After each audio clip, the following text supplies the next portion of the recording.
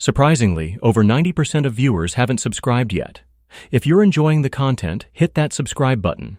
It motivates us to keep creating and helps us never miss an upload. Marriage was supposed to feel like a new beginning.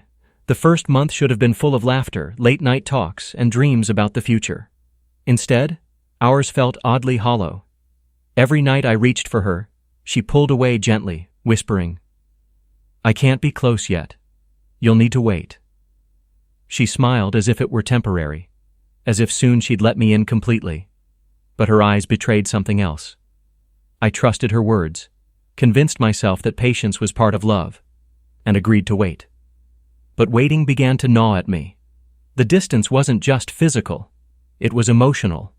She avoided eye contact, spent long hours on her phone, and disappeared into the other room when calls came through. I told myself not to overthink it, that maybe she needed time to adjust to married life. Still, a small unease grew in my chest, refusing to be silenced. One Saturday, while she was out with her friends, I decided to tidy up. I picked up clothes scattered on the floor, folded laundry, and straightened her bag, which she had left open near the couch. That's when I saw it. A small white stick tucked between her makeup pouch and wallet. I pulled it out slowly, heart pounding. The words on it glared back at me. Positive. For a long moment, I couldn't breathe. My hands trembled as I stared at it, my mind racing. We hadn't been close. She had been telling me to wait. Yet here was undeniable proof of something I couldn't explain away. I sat down hard on the couch, the weight of betrayal crashing over me like a wave. I didn't confront her immediately. Instead, I slipped the test into an envelope and drove to her parents' house. They greeted me warmly at the door, still glowing from the joy of our recent wedding. I handed them the envelope without a word. Her mother looked confused, her father curious. When they pulled the test out, their faces fell. Her mother gasped, her father clenched his jaw. I simply said, "Ask her about it," and left. The next 2 days were a blur of silence from her. No calls, no texts, no explanations. She avoided me, leaving early, coming home late, moving through the house like a ghost. Then, on the third day, her closest friend showed up at our door. She burst in, eyes blazing, voice trembling with fury. "Do you even know what you did?" she screamed, her words echoing through the apartment. I stood frozen, unsure how to answer. Part of me wanted to laugh at the absurdity, how I had become the villain when all I had done was uncover the truth. Another part of me burned with anger at the betrayal, the lies, the manipulation. Her friend glared at me, fists clenched. "Do you know what you've unleashed? Do you know how badly you've humiliated her?" I stared back, my voice calm, steady. Humiliated her? She humiliated herself. She told me to wait, to trust her, while carrying someone else's child. That test was in her bag, not mine. The truth doesn't humiliate. It reveals. The friend's face flushed. Words caught in her throat. She shook her head, muttered something under her breath, and stormed out, slamming the door behind her. The silence that followed was deafening. When my wife finally came home later that night, her face was streaked with tears. She avoided my eyes, moving around the apartment quietly, as if pretending nothing had happened. I sat on the couch, watching her, waiting for her to say something, anything. Hours passed, but she never spoke. She just crawled into bed, turned her back to me, and fell into a restless sleep. I lay awake, staring at the ceiling, the weight of the situation pressing down on me. She thought she could hide behind silence, behind excuses yet to be spoken. But I wasn't the man she had married in name only. I wasn't going to be her cover, her shield, or her fool. Over the next few days, I began to prepare. Quietly, strategically, without giving her any reason to suspect. I gathered documents, secured finances, spoke discreetly with a lawyer. I started noting everything. The dates, the lies, the excuses, the evidence. Every piece was a brick in the foundation I was building for my escape. Meanwhile, she carried on her act. She cooked dinner, laughed at television shows, scrolled through her phone with forced smiles. But beneath it all, I saw the cracks widening. Her eyes lingered on me longer. Her voice wavered when she spoke. Her hands trembled when she thought I wasn't watching. She knew the walls were closing in, but she didn't yet realize I was the one tightening them. Then came the night when she finally tried to speak. She sat across from me at the dinner table, her hands clenched around her glass of water. "Jake," she whispered, her voice breaking. "I can explain." I leaned forward slowly, my eyes never leaving hers. "Then explain," I said calmly. She opened her mouth, closed it, then tried again. "It's not what you think. But her voice faltered, and the lie died before it left her lips. I sat back, the silence between us louder than anything she could have said, because in that silence I realized the truth didn't need her words. It was already written in the test, in her actions, in every moment of distance she had created. And I knew then that this was only the beginning. The real reckoning hadn't even started yet. The night she whispered, "I can explain," and failed to find the words marked the turning point. From that moment forward, our marriage wasn't a partnership. It was a silent war. She moved through the apartment with careful steps, watching me the way someone might watch a ticking clock, afraid of when it might strike midnight. I, on the other hand, carried myself with quiet certainty. I already knew the truth, and there was no power left in her excuses. The next morning, I left for work earlier than usual, but not before noticing the way she lingered by the kitchen counter, phone clutched in her hand. Her eyes darted to me, then back down, as if she wanted to say something but swallowed it instead. I didn't press her. Silence, I had learned, was sharper than confrontation. Silence forced her to wrestle with her own lies. At the office, I couldn't concentrate. My mind ran through the past month like reels of film. Every time she told me she wasn't ready to be close. Every time she smiled vaguely when I asked if she was okay. Every evening she disappeared into vague girls' nights that didn't match her calendar. The pregnancy test had only confirmed what my gut had been trying to tell me all along. She had built a parallel life, and she thought I would never notice, but I had noticed, and now I would dismantle it piece by piece. That evening, when I came home, she was sitting on the couch with the television on, but her eyes fixed blankly ahead. "We need to talk," she said, her voice barely above a whisper. "Go ahead," I replied, setting my bag down. She twisted her fingers nervously. "The test. It's not what you think. It was old. I was scared. I thought I might be pregnant before the wedding, but I didn't want to ruin things. I forgot it was even in my bag." The lie was almost insulting. She had looked me dead in the eye and offered a story she thought was clever, but all it did was prove how little she respected me. I leaned against the wall, arms crossed, and said nothing. My silence rattled her more than any accusation could have. Her eyes filled with tears. "You have to believe me," she pleaded. "I don't have to do anything," I answered quietly. Her lip trembled, but she said no more. She turned away, curling up on the couch, and we spent the rest of the night in silence. The next few days were a theater of desperation. She tried cooking my favorite meals, laughing too loudly at shows, even buying small gifts. But the effort was hollow. Every gesture screamed guilt, not love. I went about my routines calmly, but inside I was gathering strength. I visited my lawyer again, updated him with the latest.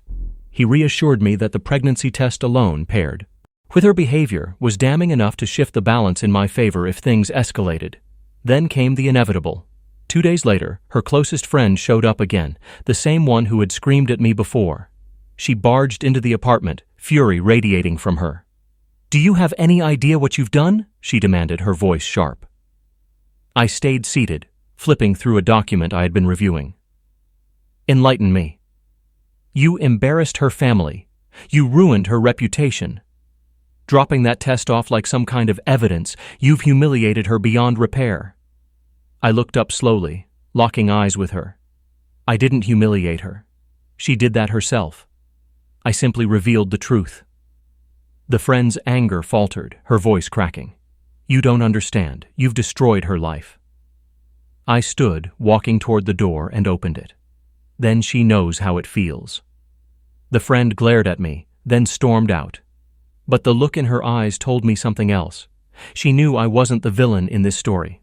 She knew, deep down, that my wife's choices were the true source of destruction. That night, my wife confronted me. Her face was pale, her eyes swollen from crying. "Why are you doing this to me?" she whispered. I shook my head slowly. "I'm not doing anything. I'm just not covering for you anymore." Her silence was deafening. She sank into the chair, staring at the floor, the reality settling in. In the weeks that followed, her lies unraveled completely. Kyle's name began to surface, once whispered, now unavoidable. I heard it on her phone calls, saw it in her messages. She tried to delete them, but she wasn't careful enough. Each slip was another piece of the puzzle, another confirmation of what I already knew. One evening, I confronted her with nothing more than a single message I had found. "Don't worry, he won't find out." I handed her the phone with the message open. She stared at it, lips trembling, tears welling. "It was a mistake," she whispered. "I didn't mean for it to happen." I looked at her evenly. Mistakes don't last months. Mistakes don't end with pregnancy tests. She broke down, sobbing uncontrollably. But her tears didn't move me. They weren't the tears of regret. They were the tears of someone who realized their web of lies had collapsed. And collapse it did. Her parents stopped speaking to her after the truth reached them in full. Mutual friends drifted away, unwilling to be caught in the fallout.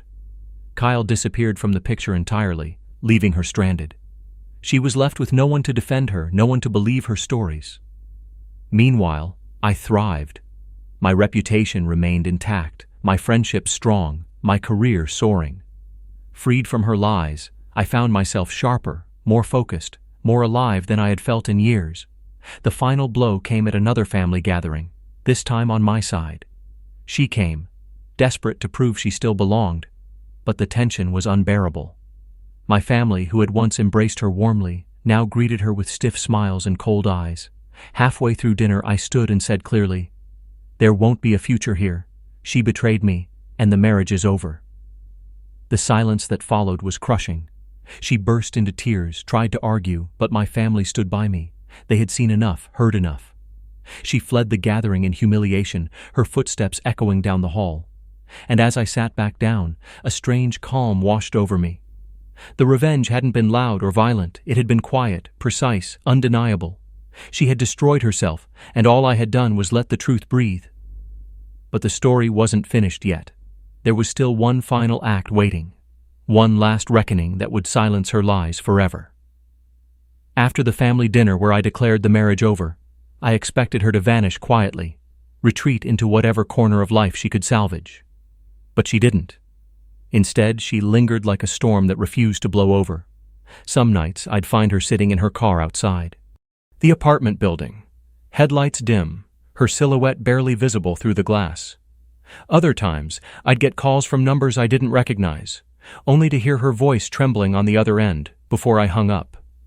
I didn't respond, not out of spite, but because I understood something she didn't. My silence was the loudest answer I could give. She had already spoken too many lies. Nothing I said now would fix or undo what had been done. But then came the moment that cemented everything. I was invited to give a talk at a community leadership event, nothing as grand as the conferences I had begun to attend, but still meaningful. The audience was filled with familiar faces, neighbors, local business owners, even some old friends who had watched our relationship unfold. When I stepped on stage, I spoke about resilience, about finding strength in betrayal. I told the story, not naming her, not pointing fingers, but painting the picture of a man who had been lied to, humiliated, and left to wonder what future remained. I spoke about discovering the pregnancy test, about choosing silence instead of rage, about how walking away sometimes takes more courage than staying. The room was hushed, every ear straining to catch each word. And then, as I glanced toward the back, I saw her. She stood near the doorway, pale and rigid, her eyes locked on me. She hadn't expected to be confronted by the truth, spoken not with bitterness but with clarity. When I finished, the applause rose, filling the hall. People stood, clapping, nodding in agreement, offering me respect I never thought I'd see. She, however, stayed frozen, her hands clenched, her lips pressed tight. For her, the applause wasn't just for me, it was against her. Every cheer was a reminder that she had lost, not just me, but the narrative she thought she controlled. She slipped out before the applause faded. I didn't chase her, I let her go, the same way I had let go of every lie she had told me. The following week, divorce papers were finalized. She signed reluctantly, her hand shaking as the pen scratched across the page. I signed with steady composure. It was done. No shouting, no begging, no final argument. Just ink on paper closing a door that should have been shut long ago. In the months that followed, whispers of her life reached me. Kyle was long gone, refusing to take responsibility for anything. Her parents distanced themselves, ashamed of the scandal. Friends no longer invited her to gatherings, unwilling to be caught in her chaos. She moved into a small apartment across town, working a job far beneath her qualifications just to get by. She had gone from the woman who mocked my patience and loyalty to someone who had nothing but regret for company. Meanwhile, I flourished. My career surged forward, not because of luck, but because I no longer carried the weight of her lies. I traveled for work, spoke at events, rebuilt my circle with people who valued honesty. I even started writing, a journal at first, then essays, then a book. The words poured out of me, not with anger but with clarity, and people responded. Publishers called. Interviews followed. My story became more than personal, it became universal. And then, one evening, standing on another stage in front of another crowd, I realized the true revenge had already been achieved. It wasn't the applause, though that mattered. It wasn't the opportunities, though they were rewarding. It was the freedom I felt, the freedom she could never touch again. She had tried to bind me with lies, to keep me tethered to her chaos. Instead, I walked away and became more than she ever imagined I could be. The last time I saw her was by chance, months after the divorce. I was leaving a bookstore where I had just signed copies of my book for readers. She was across the street, carrying groceries in a worn bag, her shoulders hunched, her face drawn. She saw me, froze, and for a moment our eyes met. I gave her a small nod, not of anger, not of pity, but of finality. She lowered her gaze and walked away without a word. And in that moment, I understood something profound. She wasn't my enemy anymore. She was just part of a story that had already ended. The man she had mocked, lied to, betrayed, he was gone. In his place stood someone untouchable, someone she could never break again. And that, more than anything, was the revenge no one saw coming. 6 months had passed since the bookstore encounter where I last saw her across the street, clutching groceries in a worn bag. I had thought that was the end, the final thread severed. But life, I've learned, has a way of looping unfinished stories back into your path, not to reopen wounds, but to prove they've truly healed. It happened one evening when I was invited to speak at a local charity gala. The event was packed with business leaders, families, even former classmates. As I mingled, shaking hands and sharing stories, I noticed a familiar face in the crowd, hers. She wasn't a guest. She was working as a server, carrying trays, moving silently between tables. Her once proud posture was gone. She kept her head down, eyes fixed on the floor, avoiding recognition. Our eyes met only once. She froze for a second, shock flashing across her face, but I gave her nothing more than a polite nod before returning to my conversation. The nod wasn't pity.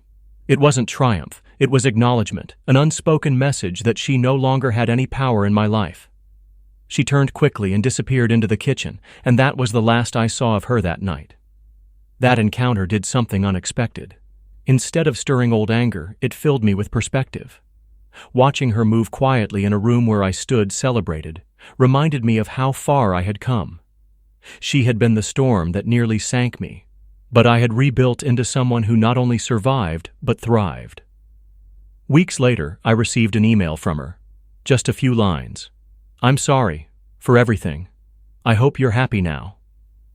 For the first time since everything collapsed, she hadn't asked for anything. No reconciliation, no excuses, no attempts to twist blame, just words that seemed genuine. I read it twice, then closed the laptop. I didn't reply. I didn't need to. Her apology wasn't for me. It was for herself. Instead, I kept moving forward.